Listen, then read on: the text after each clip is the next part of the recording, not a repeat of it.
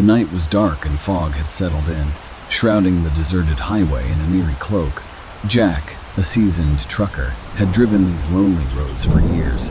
He was used to the solitude and silence of the night, but tonight was different. Tonight, he was hauling a peculiar cargo, a cargo that sent a shiver down his spine. The cargo was a collection of ancient, ornate coffins, each one more unsettling than the last. He had picked them up from an old, run-down funeral home in a remote town. The place had felt wrong, as if it was frozen in time, and he couldn't shake the feeling that something was off about the coffins. But he needed the money, and the job had paid well. As Jack continued down the winding road, he couldn't help but glance at the rearview mirror, where the coffins lay covered with heavy tarps. The soft creaking and occasional thud as they shifted made his skin crawl. He tried to push the feeling of unease aside and focus on the road ahead. A thick mist rolled in, further obscuring his vision. Jack turned up the radio to break the silence, but all he could find was static. He could feel the tension in the air, and it wasn't just the fog that sent chills down his spine. The radio's sudden silence only added to his growing unease.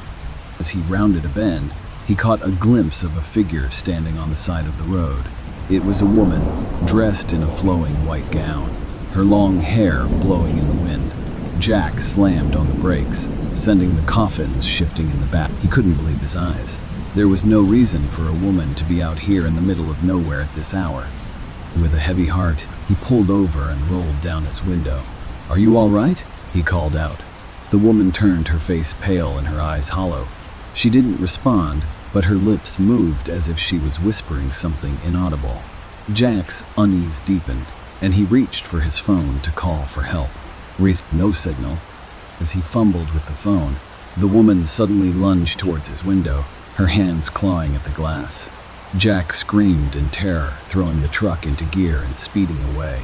He could see the woman in his rearview mirror, standing on the desolate road, her eyes now a cold, piercing blue. Jack's heart raced as he drove on. The memory of the woman's haunting face etched in his mind. He couldn't explain what he had just witnessed, but he knew he had to put distance between himself and that stretch of road. The coffins in the back rattled with every bump in the road, a macabre accompaniment to his fear. The fog thickened, making it nearly impossible to see more than a few feet in front of the truck. Jack's knuckles turned white as he gripped the steering wheel, desperate to find his way out of this nightmare. The radio continued to emit nothing but static, and he couldn't shake the feeling that he was being watched. Suddenly, the truck's headlights illuminated a dilapidated, abandoned church on the side of the road. It loomed like a spectral sentinel, a dark silhouette against the fog. Jack had a choice to make: continue down the unknown road or take refuge in the church. His fear and curiosity got the best of him, and he pulled into the overgrown driveway leading to the ominous structure.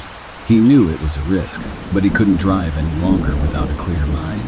Jack parked the truck, the engine rumbling to a halt, and climbed out, his flashlight in hand. The coffins in the back seemed to sigh in relief, as if they too sensed the malevolent presence on the road. Inside the church, the air was damp and heavy with the scent of decay. The flickering candlelight revealed rows of dusty pews and a decaying altar. Jack couldn't shake the feeling that he was being watched, and every creak and rustle in the church sent shivers down his spine. He tried to rationalize the situation, thinking it was all in his head, but the unease was overwhelming. And as he moved deeper into the church, Jack's flashlight fell on a faded, old ledger. He picked it up and started to read, discovering that the church had once been the site of sinister rituals and mysterious disappearances. The entries detailed a cult that worshipped the dead, seeking to bring back the departed from the beyond. Before he could process the implications of what he had just read, a whisper echoed through the church. "You shouldn't have come here," a ghostly voice murmured. Jack spun around, his flashlight revealing the same woman in white from the roadside, her eyes glowing with an otherworldly light. Terrified, Jack stumbled backward, tripping over an old pew and landing on the cold, unforgiving ground. The woman advanced, her whisper now a menacing hiss.